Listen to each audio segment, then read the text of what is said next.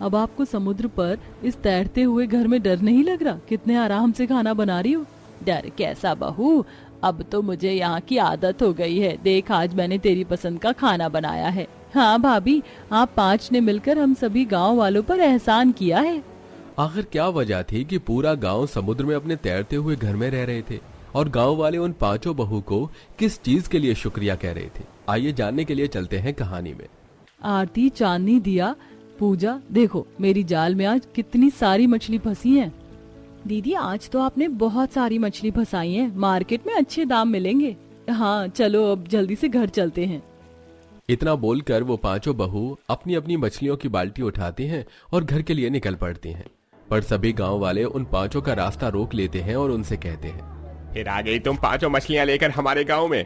एक तुम ही हो जो मछलियां बेचने और पकड़ने का काम करती हो। तुम्हारी वजह से पूरे गांव में बदबू आती है। मजाल है कि हम लोग तुम्हारे घर से होकर गुजर जाए, जबकि सारे रास्ते तुम्हारे घर से होकर ही जाते हैं। पर काकी, हमारे पति शहर में रहते हैं, हमारी सास भी अब इस दुनिया में नहीं रही। अगर हम 5 मछली पकड़कर काम नहीं करेंगे तो हमारा घर कैसे चलेगा? वो सब हमें नहीं पता। अब तुम 5 फौरन इसी वक्त निकल जाओ इस गांव से। क्योंकि 5 बहुएं मिलकर मछली पकड़ने और बेचने का काम करती थीं, इसलिए गांव वाले उन 5 बहू को गांव से निकाल देते हैं। अब 5 बहुएं अपना सामान लेकर नदी के किनारे पर जाती हैं और वहां बैठकर अपनी किस्मत को कोसने लगती हैं। दीदी, अब हम 5 बहुएं क्या करेंगी? बिना घर के हम कैसे समुद्र से मछली निकाल कर इन्हें रखेंगे?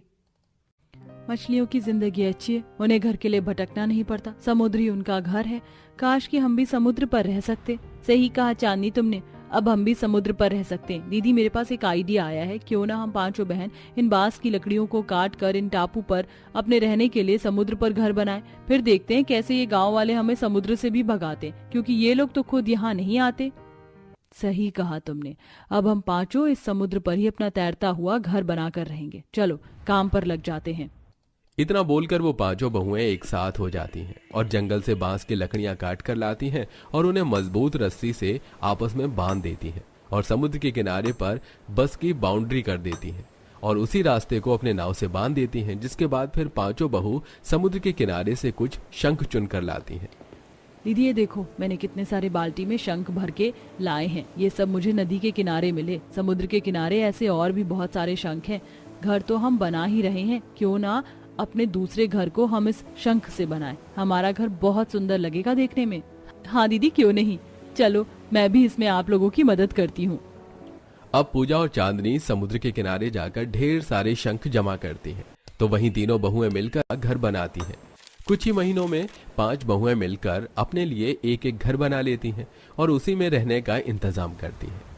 चलो, हम 5 का घर तो बन गया, पर मैं सोच रही हूँ कि हम 5 अलग अलग काम करें, क्योंकि इस समुद्र में ना सिर्फ मछलियाँ मिल रही हैं, बल्कि समुद्र के किनारे हमें शंख, कमल, ककड़ी और मखाने जैसी बहुत सी चीजें प्राप्त हुई हैं। अगर हम 5 बहुएं अलग अलग गाँव में जाकर अलग अलग सामान बेचेंगे तो हमारा अच्छा मुनाफा होगा। मैं आरती की बात से सहमत हूँ, इसलिए मैं मछली बेचूंगी और मैं बाजार जाकर कमल, ककड़ी, और आरती तुम बाजार जाकर मखाना बेच लेना। ठीक है, तो मैं शंख से घर में ही बैठकर चूड़ी बनाऊंगी और दिया तुम उन्हें मार्केट में जाकर बेचना। इस तरह हम 5 बहुएं एक एक काम करके अपना गुजारा करेंगे। इस तरह 5 बहुएं समुद्र पर अपना तैरता हुआ घर बनाकर समुद्र से मिले सामानों को सही तरीके से इस्तेमाल करती हैं और अलग अलग बाजारों में जाकर अपना सामान बेचती हैं।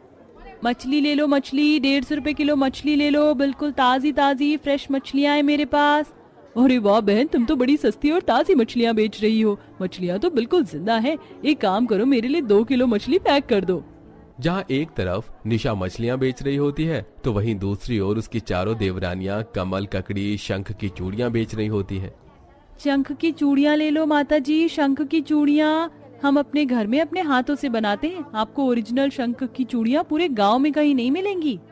इस तरह 5 बहुएं अपना अपना अलग अलग रोजगार शुरू कर देती हैं। समय यूं ही गुजरता है और एक दिन जब निशा मछली बेचकर घर आ रही होती है तो वो अपनी गांव की औरत को देखती है जो अपने बच्चों को लेकर रोते हुए दूसरे गांव जा रही थी। अब निशा उस औरत को रोकते हुए उससे कहती है, अरे शांति काकी, मुन्नी को क्या हुआ? आप इसे कहाँ लेकर जा रही हैं? निशा बहू, क्या बताऊं तुझे, जब से तुम पांचों बहू गांव छोड़कर गई हो तब से तो हमारे गांव पर दुखों का पहाड़ टूट गया है। ना जाने कैसी मकड़ी हमारे गांव में आ गई है, वो बच्चे को काट रही है और उनका जख्म ऐसा बन रहा है कि कोई डॉक्टर उसका इलाज नहीं कर पा रहा। हमारे गांव के 2 डॉक्टर थे और वो दोनों ही इस बीमारी की चपेट में आ गए। अब तो दूसरे गाँव वालों ने भी मना कर दिया है इलाज करने से, और उन्होंने साफ कह दिया कि अब हम उनके गाँव ना आए, वरना ये इन्फेक्शन उन्हें भी हो जाएगा। कहा कि आप चिंता मत करो, मुन्नी को कुछ नहीं होगा, आप मेरे साथ मेरे घर चलो, मुझे एक नुस्खा पता है, उसे लगाने से जख्म ठीक हो जाएगा।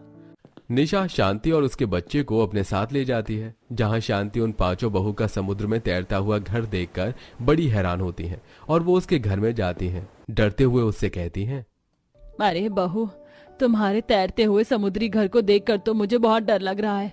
तुम्हें डर नहीं लगता? अगर तुम डूब गई या तुम्हारा घर डूब गया तो क्या होगा?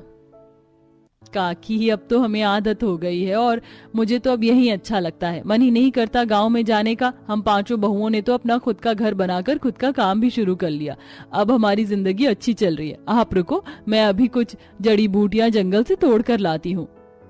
निशा इतना बोलकर जंगल जाती है और कुछ जड़ी बूटी लाकर उन्हें सिलबट्टे पर पीसकर बच्चों के जख्म पर लगाती है। कुछ देर बाद जैसे ही शांति गांव जाने के लिए समुद्र से बाहर आती है, वो देखती है कि गांव के सभी लोग चलते हुए दौड़ते हुए समुद्र के पास आ रहे हैं, और सभी गांव वाले जब समुद्र में तैरता हुआ 5 बहू का घर देखते हैं तो वो सभी निशा और उसकी 4 देवरानियों से कहते हैं, बहू, तुम 5 यहाँ समुद्र में इस तैरते हुए घर में कैसे रह रही हो? पता है हमारे गांव में अभी बहुत भयंकर भूकंप आया है, हम सभी के घर टूट गए, हमारे जानवर और बहुत लोगों की जान चली गई। हमें डर लग रहा है अपने गांव वापस जाने में। अब हमारे पास उस गांव में रहने के लिए कोई घर नहीं है। हम गांव वालों को समझ नहीं आ रहा हम सब कहाँ जाएं। आप सब चिंता मत कीजिए, जब तक आप सब फिर से गांव में अपना घर नहीं बना लेते, आप सब हमारी तरह इस टापू जैसे समुद्र पर रहना। माना कि हमारा घर इस समुद्र पर तैर रहा है, पर ये बिल्कुल सुरक्षित है। भाभी, हमें तो घर ही बनाना नहीं आता। आप लोगों ने तो पता नहीं कैसे शंख का और बस लकड़ियों का घर बना रखा है। हम है ना, हम सब आपकी मदद करेंगे, बस आप सबका साथ चाहिए। सभी गांव वालों को इस वक्त रहने के लिए छत चाहिए थी, इसीलिए वो 5 बहू की बात मान लेते हैं।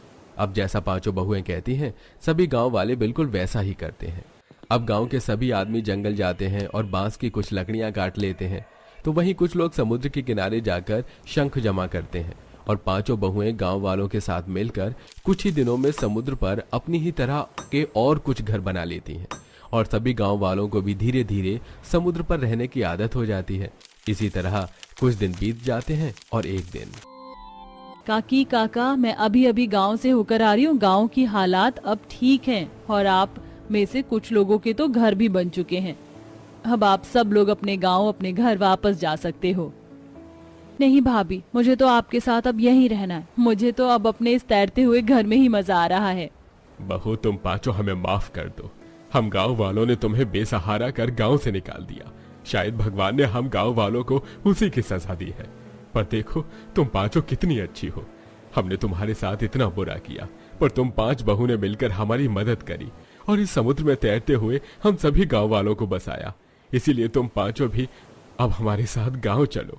नहीं काका, हम 5 ने बड़ी मुश्किल से अपना खुद का घर इस समुद्र पर बनाया है। अब तो यही हमारा घर है और यहीं से हमारा बिजनेस भी चलता है, इसलिए हम 5 अब आपके साथ गांव नहीं आ सकते। पर हाँ, गांव वालों को अगर हमारे साथ यहाँ रुकना है तो आप सब रुक सकते हैं, और जिसे जाना है वो जा सकते हैं।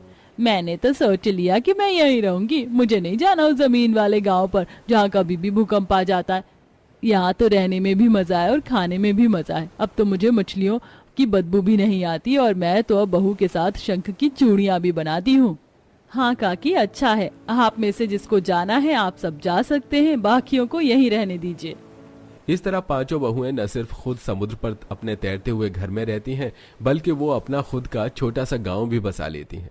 और कुछ गांव वाले वापस अपने गांव चले जाते हैं, पर वो लोग अपना रिश्ता 5 बहू से नहीं तोड़ते, और जब भी उन्हें समय मिलता तो वो उनसे मिलने समुद्र पर आ जाते हैं, और वहीं पर रहकर कुछ लोग बहुओं के साथ फसल वगैरह भी उगाते हैं।